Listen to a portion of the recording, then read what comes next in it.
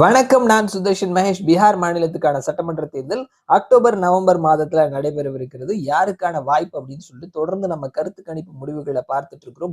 பீகாரை பொறுத்த மட்டும் 2 முன்னணிகள் இருக்கிறாங்க.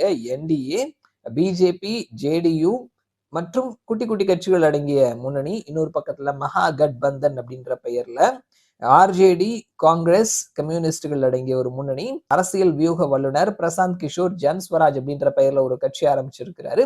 ஸோ அவர் சில இடைத்தேர்தல்களை சந்தித்திருந்தாரு, வெற்றி பெறல.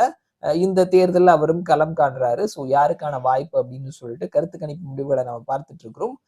ஆப்போசிட் பார்ட்டியா இருக்கக்கூடிய ஆர்ஜேடி, ராஷ்டிரிய ஜனதா தளம், லாலு பிரசாத் யாதவ் அவர் முதல்வராக இருந்தாரு. அவருடைய மனைவி முதல்வராக இருந்திருக்கிறாங்க. ஸோ அடுத்த முதல்வரா அவருடைய பையன் தேஜஸ்வி யாதவ் அவர் முதல்வரா வரணும் அப்படின்னு சொல்லிட்டு ரொம்ப ஆர்வத்தோட ரொம்ப பல முயற்சிகளை செஞ்சுட்டு இருக்கிறாரு.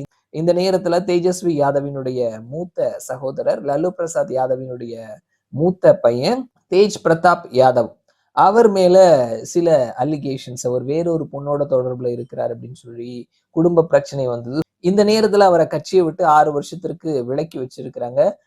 தேஜஸ்வி யாதவுக்கு 2வது ஒரு ஆண் குழந்தை பிறந்திருக்குது அப்படின்னு சொல்லிட்டு குடும்பம் சார்ந்து, அரசியல் சார்ந்து ரீசெண்டான நிகழ்வுகளை நம்ம கடந்த சில நாட்களா ஆர்ஜேடி கட்சியில பார்த்தோம். ஸோ இந்த நேரத்துல ஆர்ஜேடி அவர்கள் ஒரு கருத்து கணிப்பு முடிவு எடுத்திருக்கிறாங்க.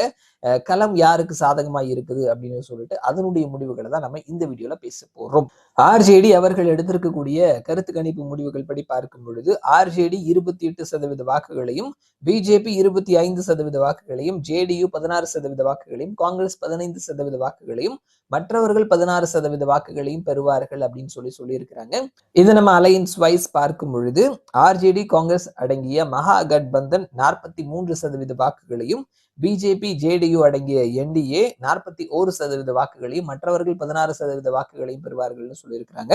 ஸோ போட்டி அப்படின்றது ரொம்ப கடுமையா இருக்கும் அப்படின்னும், ஆர்ஜேடி, காங்கிரஸ் அடங்கிய மகா கட்பந்தன் 2% வாக்குகள் முன்னணியில இருக்கிறாங்க கம்பேரிங் டு என்டிஏ அப்படின்றத பார்க்க முடிகிறது. ஸோ பல தனியார் நிறுவனங்கள் எடுத்திருக்கக்கூடிய கருத்து கணிப்பு முடிவுகளை 8-9% வரைக்கும் வித்தியாசம் இருக்குது. என்டிஏ அதிகமா பெற்றிருக்கிறார்கள் அப்படின்னு சொல்லி வந்திருந்த நிலைமையில இவர்கள் எடுத்திருக்கக்கூடிய கருத்து கணிப்பு முடிவுல 2-3% வரைக்கும் ஆர்ஜேடி அடங்கிய மகா கட்பந்தன் கூட்டணி முன்னணி பெறுவார்கள் அப்படின்னு சொல்லியிருக்கிறாங்க. இவர்களினுடைய ஒப்பீனியன் போல் ரிசல்ட்ஸ் படி பார்க்கும் பொழுது போட்டி மிக கடுமையா இருக்குது.